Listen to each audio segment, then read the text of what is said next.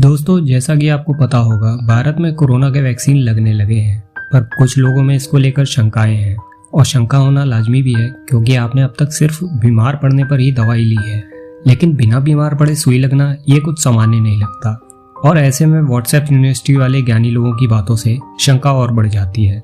तो आज के इस वीडियो में मैं वैक्सीन निर्माण से संबंधित कुछ बेहद विश्वसनीय सूत्रों के हवाले से इकट्ठा की गई जानकारियों को साधारण भाषा में आपके समक्ष प्रस्तुत कर रहा हूँ। आइए सबसे पहले जानते हैं हमारे शरीर की प्रतिरोधक क्षमता या इम्यून सिस्टम कैसे काम करता है। तो जब कोई वायरस या बैक्टीरिया हमारे शरीर की अग्रिम सुरक्षा पंक्ति को पार करके हमारे रक्त प्रवाह में प्रवेश कर जाता है, तो उस वायरस की बाहरी खोल, जिसे एंटीजन कहा जाता है, हमारे इम्यून सिस्टम को सतर्क कर देता है। एंटीजन प्रोटीन और शुगर के अति सूक्ष्म कणों की एक परत होती है, और इन कणों का आकार और प्रकार अलग अलग वायरस और बैक्टीरिया में अलग अलग होता है। जैसे पोलियो के वायरस की ऊपरी परत यानी एंटीजन का आकार अलग होगा, रेबीज के वायरस का अलग। 1000 तरीके के वायरस और बैक्टीरिया के एंटीजन का आकार भी 1000 तरीके का होगा, और इस आकार और प्रकार का प्रोटीन हमारे शरीर में सामान्यतः नहीं पाया जाता। इसलिए हमारा immune system white blood cells की एक फौज वायरस के आसपास छोड़ता है। इन व्हाइट ब्लड सेल्स में से कुछ व्हाइट ब्लड सेल्स एंटीबॉडी बनाने का काम करते हैं। जैसे वायरस की बाहरी परत यानी एंटीजन अलग अलग वायरस में अलग अलग होती है, उसी प्रकार एंटीबॉडी भी अलग अलग वायरस और बैक्टीरिया के लिए अलग अलग होती है। एंटीजन की तरह एंटीबॉडी भी प्रोटीन और शुगर की बनी होती है। ये एंटीबॉडी घुसपैठिए वायरस को पकड़कर मार सकती है, लेकिन क्योंकि एंटीबॉडी के हाथ नहीं होते, इसलिए वायरस को पकड़ पाना इनके लिए नामुमकिन हो जाता है। लेकिन ये बार बार वायरस को पकड़ने की कोशिश करती रहती हैं, जिसकी वजह से इनका आकार वायरस की बाहरी परत यानी एंटीजन के विशेष तरह के आकार के विपरीत होने लगता है। जैसे ताला मान लीजिए वायरस का एंटीजन है और चाबी एंटीबॉडी, या फिर वायरस एक बोल्ट है, एंटीजन एक नट है, और नट खोलने वाला रेंच हमारी एंटीबॉडी है। जैसे नट पर पकड़ बनाने के लिए एक विशेष आकार और प्रकार का रेंच ही काम में आता है, उसी प्रकार से हमारी एंटीबॉडी निरंतर प्रयासों से अपने आकार को एंटीजन के अनुसार ढाल लेती है। इस प्रक्रिया में 2-3 दिन निकल चुके होते हैं और वायरस की संख्या भी बढ़ जाती है, पर जैसे ही एक भी एंटीबॉडी ऐसा करने में सफल हो जाती है, हमारा immune system white blood cells के माध्यम से लाखों की संख्या में उसी आकार और प्रकार की एंटीबॉडी सेकेंड डाउन बना देता है। ये सारी एंटीबॉडी वायरस पर जोंक की तरह चिपक जाती है, और कुछ ही समय में सारे वायरस मारे जाते हैं और हम स्वस्थ हो जाते हैं।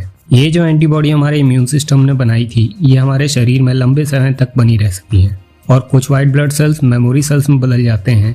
अब दोबारा कभी यही वायरस हमारे शरीर में आएगा, तो हमारे इम्यून सिस्टम को पहले से पता होगा कि किस आकार और प्रकार की एंटीबॉडी की सेना भेजनी है, और हमें पता लगने से पहले ही वायरस मार दिया जाएगा। लेकिन ये जरूरी नहीं कि किसी अनजान वायरस और बैक्टीरिया के हमले में हमारा इम्यून सिस्टम समय रहते एंटीबॉडी बना ले। कई बार एंटीबॉडी के आकार और प्रकार को वायरस के एंटीजन के आकार और प्रकार के अनुसार ढलने में 2-3 दिन से ज़्यादा समय भी लग सकता है, और वायरस की अत्यधिक संख्या के कारण हमारी मृत्यु भी हो सकती है।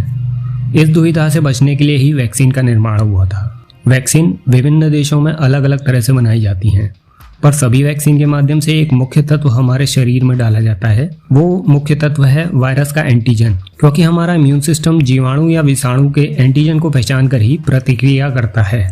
इसलिए सभी वैक्सीन में एंटीजन ही मुख्य तत्व होता है। और जैसा कि आप सब जानते हैं कि एंटीजन सिर्फ प्रोटीन और शुगर ही है, तो ये एंटीजन नुकसान रहित होता है। भारत में इस समय 3 तरह की वैक्सीन्स लग रही हैं: कोवैक्सीन, कोविशील्ड और रूस की स्पुतनिक वी। कोवैक्सीन एक इनएक्टिव वैक्सीन है या निष्क्रिय वैक्सीन है। इनएक्टिव वैक्सीन को बनाने के लिए वायरस को गर्मी, केमिकल या फिर रेडिएशन से मार दिया जाता है, और फिर इस मरे हुए वायरस को वैक्सीन के माध्यम से हमारे शरीर में भेजा जाता है। वायरस मरा होने के बाद भी हमारा इम्यून सिस्टम वायरस के एंटीजन के माध्यम से जिंदा वायरस से लड़ने के लिए एंटीबॉडी बनाना सीख जाता है। इस तरीके से बनाई गई वैक्सीन बिल्कुल सुरक्षित है। इस वैक्सीन के पूरी तरह से असर करने के लिए एक निश्चित समय अंतराल में 2 से 3 डोज लेनी पड़ती हैं। पोलियो, हेपेटाइटिस ए और रेबीज की वैक्सीन इसी तरह से बनाई जाती है। कोविशील्ड और स्पुतनिक वी को ऑक्सफोर्ड एस्ट्राजेनेका वैक्सीन कहा जाता है, पर यह वायरल वेक्टर वैक्सीन की तर्ज पर बनाई जाती हैं।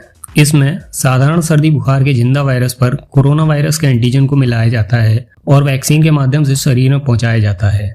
इस तरह से बनाई गई वैक्सीन इनएक्टिव वैक्सीन की तुलना में ज़्यादा मजबूत और लंबे समय तक रहने वाली एंटीबॉडी बनाने के लिए हमारे इम्यून सिस्टम को प्रेरित करती है। यह वैक्सीन पूरी सुरक्षा 2 डोज में देती है। जिन लोगों को HIV है या फिर उनकी कीमोथेरेपी चल रही है या किसी अन्य कारणों से उनका इम्यून सिस्टम निष्क्रिय या बेहद कमजोर हो गया है, वो इस वैक्सीन को लेने से परहेज करें।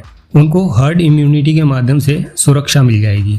और जिन लोगों को वैक्सीनेशन के दिन से 7 दिन पहले तक बुखार खांसी के साथ सरदर्द और गला दर्द हो रहा हो, तो वो पहले अपना RT-PCR टेस्ट करवा लें और टेस्ट निगेटिव आने पर ही कोई वैक्सीन लगवाएं। और अगर टेस्ट पॉजिटिव आए तो पहले अपने डॉक्टर से सलाह ले लें। मेरी आपसे यही सलाह रहेगी कि वे सभी लोग जिनके वैक्सीनेशन होने में अभी कुछ दिन बचे हैं, वे प्रचुर मात्रा में विटामिन C के साथ साथ इम्यूनिटी को मजबूती देने वाली खाद्य पदार्थों का सेवन करें और बिना किसी झिझक के वैक्सीन लगवाएं। कोरोना से आपको सिर्फ आपकी एंटीबॉडी बचा सकती है। अब या तो आप इंतजार करिए कि एकदम तंदुरुस्त और अपनी संख्या बढ़ाने को उत्सुक जंगली कोरोना वायरस आप पर हमला करे और तब आपका इम्यून सिस्टम एंटीबॉडी बनाने का प्रयास शुरू करे, जिसमें 2-3 दिन या उससे भी ज़्यादा समय लग सकता है। या फिर आप वैक्सीन लगवाएं और बिना बीमार पड़े इम्यून सिस्टम को कोरोना वायरस की एंटीबॉडी बनाने की ट्रेनिंग दें। वीडियो में अगर वैक्सीन के बारे में कुछ नया जानने को मिला हो तो लाइक करके प्रदर्शित करें। कोई सवाल हो तो कमेंट करें और वैक्सीन के प्रति जागरूकता बढ़ाने के लिए वीडियो को शेयर जरूर करें। धन्यवाद।